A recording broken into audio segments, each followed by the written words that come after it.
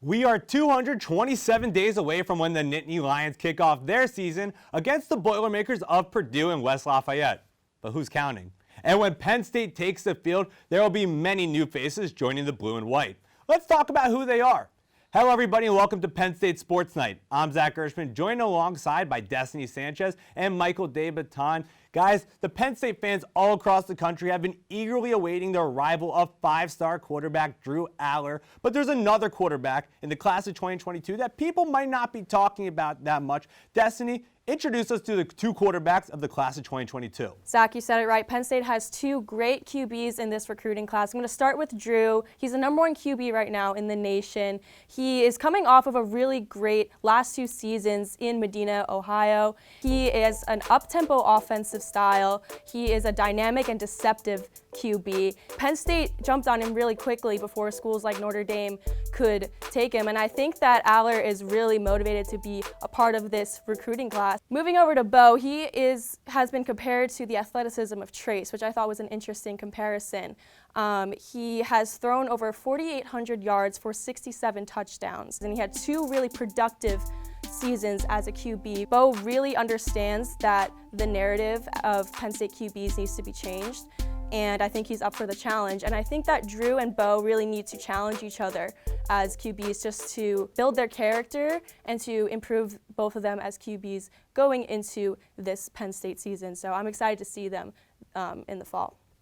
Destiny, I think you got it 100% correct. Penn State is going to get two great recruits at quarterback with Drew Allar and Bo Pribula. Let's start with Drew, just like you did.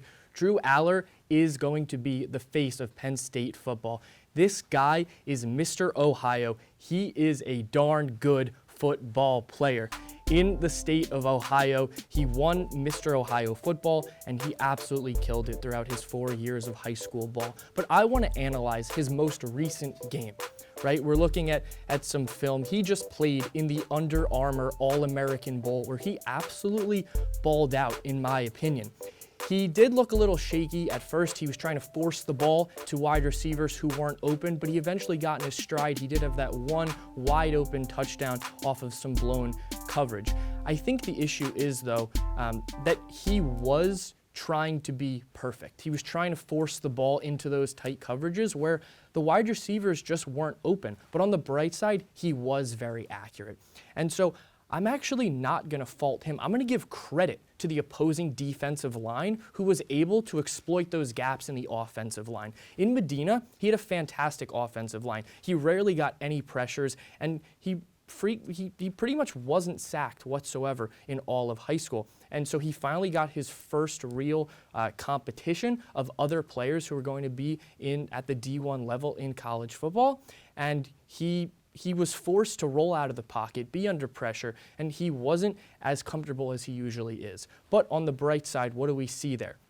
He was able to show that he has the ability to run, right? In high school, he led his team in rushing attempts, yards, and was tied for the most touchdowns. That is very promising for a quarterback who's coming to Penn State. I wouldn't go as far to say that he's a dual-threat quarterback, but he certainly is able to escape pressure. Moving over to Bo Pribula, this guy is a very good quarterback, and I think he's underrated because he's overshadowed by Drew, right? He's pretty much a consensus 3-star quarterback, where at Central York High School, he had very productive 2 seasons in his junior and senior year. His junior year, he led the team to a 10-win season where they went to the Class 6A state playoffs in Pennsylvania. He led the team there. That's very impressive. And then his senior year, he had a repeat performance. And in the final game of the season, he had an opportunity to bring his team back down 3, but ultimately was not able to make any plays on that drive. So if you're a Penn State fan, I think you should be very excited with the 2 quarterback recruits in this class. Destiny, you compared Bo Pribula to Trace McSorley, the athleticism there. James Franklin and his staff have called Bo Pribula the total package and what you want in a quarterback. So as Michael said, while Drew Allar might be kind of overshadowing him, he still is a really darn good quarterback, as you said. But for both of them, there's a chance that they don't even step on the field this freshman season for them, because 3-time captain, 4-time starter Sean Clifford is coming back for another year. So it should be really interesting to see how that plays out over time. And playing over time, you kind of spoke a little bit about the offensive line that he had at quarterback. You are really excited about an offensive lineman coming into this class from Lackawanna College. Exactly. You're stealing my thunder here, Zach. See, there's a lot of big names in this class, right? On both sides of the ball, you have 5-star recruits, 4-star recruits. But the guy that I'm most excited about isn't on these lists. That's because he's not coming out of high school. He's a transfer from Lackawanna College, like you said. He is big, bad, 6'6", 310-pound offensive tackle J.B. Nelson. This guy is an absolute beast on the offensive line. He played right tackle at Lackawanna, as he did in high school coming out of Mount Lebanon in Pittsburgh, where he dominated throughout his 4 years of high school. He had to go to junior college to get a little bit better, to be looked at by these better schools. But in his 2 years, he played really well. He went in immediately and beat out the incumbent right tackle, started every single game he's played. This guy, as I've mentioned, is huge, and he is a great protector on the outside. So now you have to look at Penn State's 74th ranked offensive line. Where's he going to fit in? You look at right tackle Caden Wallace. He's a sophomore. He's coming back next year. But what we also know about J.B. Nelson is he played a lot of time at left guard in high school. For Penn State, Eric Wilson, he's supposed to graduate this semester. So I think that you could put J.B. Nelson immediately at left guard, and he would solidify that hole. But like I said, this guy is really good at football, really good at blocking, and he could fit at any of the 5 offensive line spots.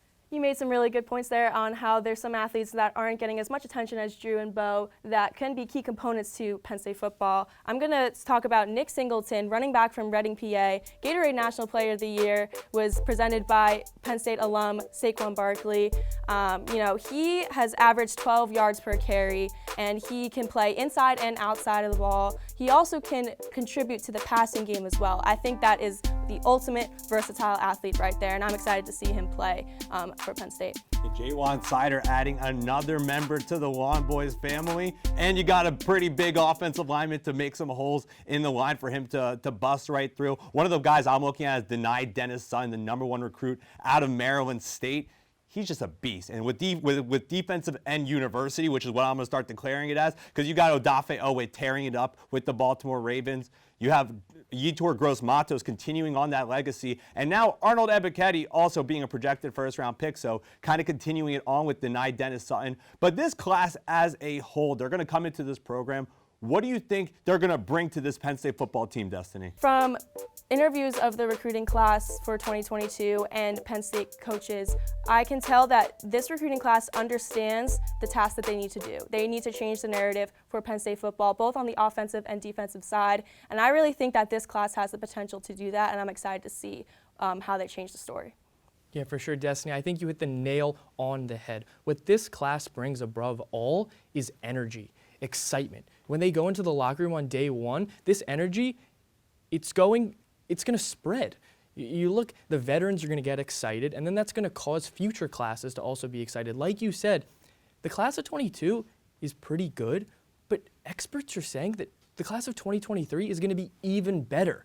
And so when you have this optimism of current players, future players, and players down the line, that's just going to take this pretty good Penn State football team to the next level and solidify them as a great collegiate football team. And we know that you spoke about the energy that they have. Speaking about this program, we have guys like Caden Saunders and Ken Talley from Northeast High School in Philadelphia. These guys are really being the best recruiters for James Franklin's staff, so it's going to be very interesting to see how the 2022 class ultimately develops and builds their legacy. And that'll do it here on Penn State Sports Night. So from Michael DeBaton and Destiny Sanchez, I'm Zach Gershman. We'll see you next time. Thank you for watching this edition of Penn State Sports Night. If you're a fan of our content, please be sure to subscribe to our YouTube channel for more clips. Also, follow us on Twitter at PSSN TV and on Instagram at PSU Sports Night to keep up with all the action. For all my colleagues, we are Penn State Sports Night.